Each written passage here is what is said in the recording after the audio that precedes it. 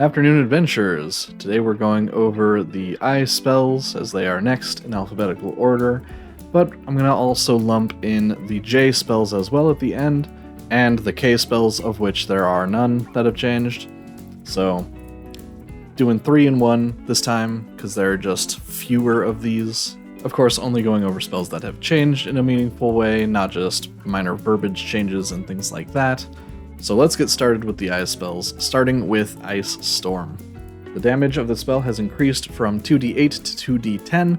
The spell also now specifies that ground in its area is difficult terrain, not just the entire cylinder as a whole, so flying creatures are no longer affected by difficult terrain in that way. And the material component has changed, which isn't usually a big deal because of spellcasting focuses and component pouches, but the material component is now a mitten, which I never wondered if the Forgotten Realms and other D&D settings had mittens, but it's kind of charming to me that that's canon now. Illusory Script now doesn't specify that the material component is lead-based ink, so that's good for the future of our wizard children.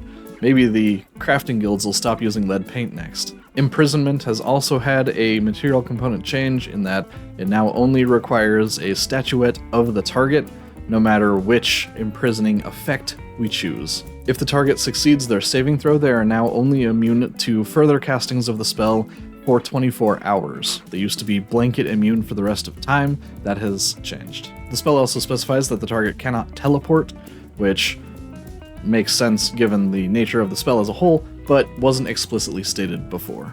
Also, for whatever reason, might as well mention, the DM now has to agree with the caster that the event that would end the spell seems likely to occur within the next decade. That didn't have a time limit before, now it does. Incendiary Cloud now does not spread around corners, which is normal as far as we're seeing for these sphere AoE spells. It also does not specify a wind speed, which is common among the cloud spells, simply specifying that something like a gust of wind spell can disperse it. It also deals its damage when it enters a creature's space now. Inflict Wounds now uses a Constitution saving throw instead of a melee spell attack, which is fine, although it does mean that the spell can no longer crit, which is unfortunate. That was always a very fun thing to have happen at the table, very exciting to deal 6d10 with a first level spell slot. And speaking of damage, the damage has now been reduced to 2d10 from 3d10. So overall, big nerfs to Inflict Wounds. Insect Plague also does not spread around corners anymore, as with most sphere spells, like I just mentioned, and its text also specifies now that creatures only take the damage once per turn. Technically that wasn't the case in the 2014 rules, but I assume it was always intended. Invisibility does not specify that worn and carried objects are invisible along with the target creature, because that is now covered by the invisibility condition itself in the rules glossary in the PHB. It's the same thing with greater invisibility from a couple videos ago. And with that, we are on to the J spells, of which there are only 2, including a brand new spell, Jalarzi's Storm of Radiance, which makes a 10-foot radius, 40-foot high cylinder of radiant energy, in which creatures are blinded and deafened, as well as unable to use spells that have verbal components. So it's kind of like a sustained flame strike. Also, it deals radiant and thunder damage, not unlike Destructive Wave, and it deals that damage right away when the spell is cast, and when creatures enter the area for the first time on a turn or end their turn there.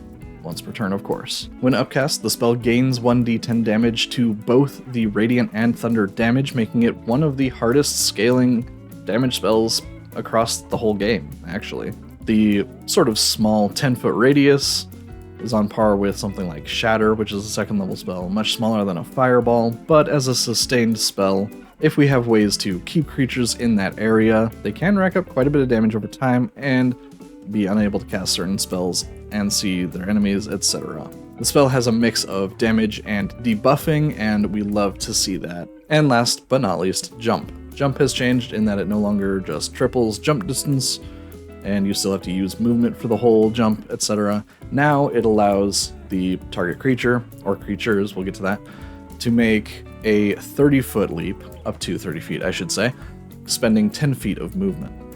That is essentially a 20-foot movement increase, which makes it better than Longstrider, although Longstrider lasts for an hour, and allows creatures to ignore things like chasms, ridges, cliffs, that they would otherwise have trouble getting around or up.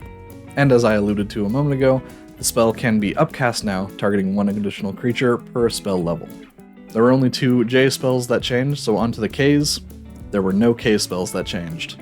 Knock is the only spell that starts with K, and it functions the same as it always has. So with that, that's about all I was looking to say in this video. See you in the next one for the Ls. Thank you for watching, liking, subscribing, all the YouTube stuff, and I will see you next time. Happy adventuring.